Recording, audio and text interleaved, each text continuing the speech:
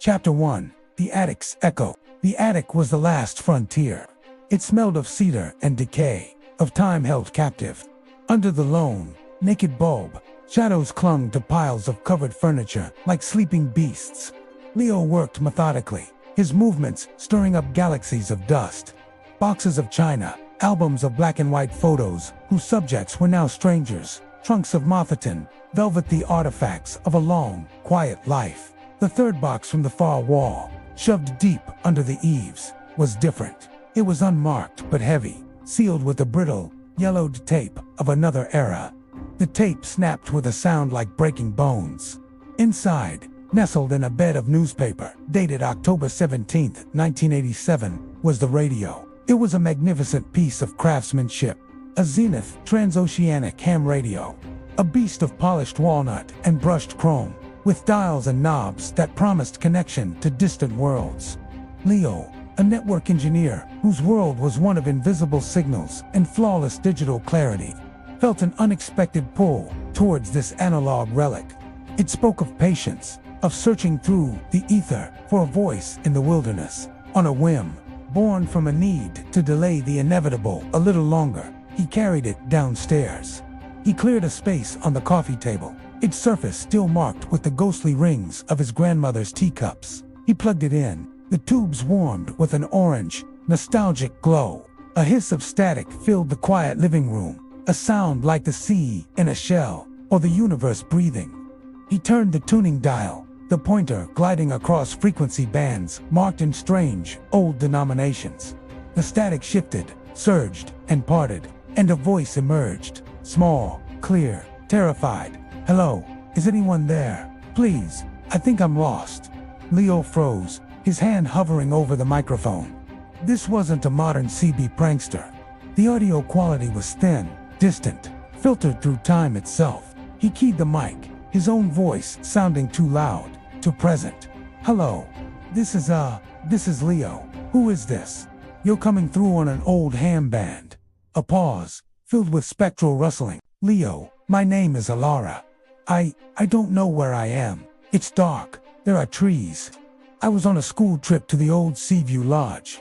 I went to find a bathroom and am lost." Seaview Lodge. The name was a local ghost story. A grand, rambling hotel that had burned to the ground in a spectacular fire in the late 80s.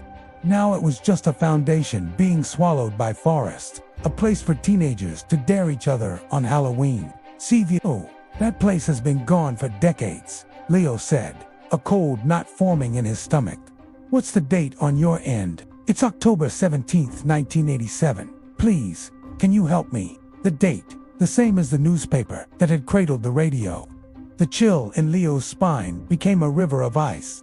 He remembered the story now, a fragment from a childhood spent half listening to old-timers in the hardware store.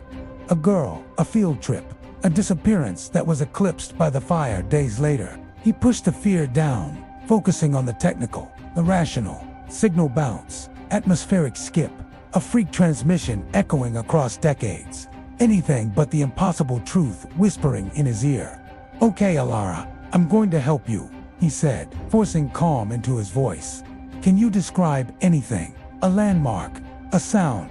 I hear water, a stream, and a weird humming. Like power lines, the reservoir stream, the high-voltage towers that cut across the northern ridge. Details that matched the old topographical maps he'd seen.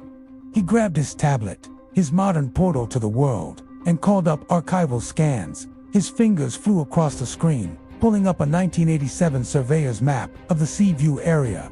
"I think I know where you are," he said, tracing a path on the glowing screen.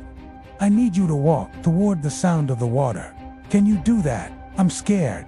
The simple admission, so childlike and honest, shattered his last pretense of detachment. This wasn't a signal. This was a person. "I know," he said, his voice softening. "But I'm right here with you. I'm not going anywhere." He heard her shaky breath, the crunch of leaves underfoot, the babbling of the stream growing louder through the speaker. The static seemed to thicken, becoming a tangible fog in the signal. "I'm at the stream. It's getting darker. The humming is louder." "Good," Leo said, his eyes fixed on the map. "Now, look for a path heading uphill. away from the transmission didn't just cut, it was violated. A roar of deafening, aggressive static exploded from the speaker, a wall of white noise that made Leo recoil. And from within that chaos, a new voice clawed its way out. It was low, digitally distorted, layered with a harmonic buzz that vibrated in Leo's teeth. "You shouldn't be talking to her." Then, silence. True, dead air. The warm glow of the tubes seemed to dim. The living room, once just shabby and sad, now felt watchful. Leo stared at the radio, his heart hammering against his ribs. The voice hadn't just been a warning, it had been a statement of ownership. The rain fell harder against the window. Somewhere in the house, a floorboard groaned, a sound he'd never noticed before.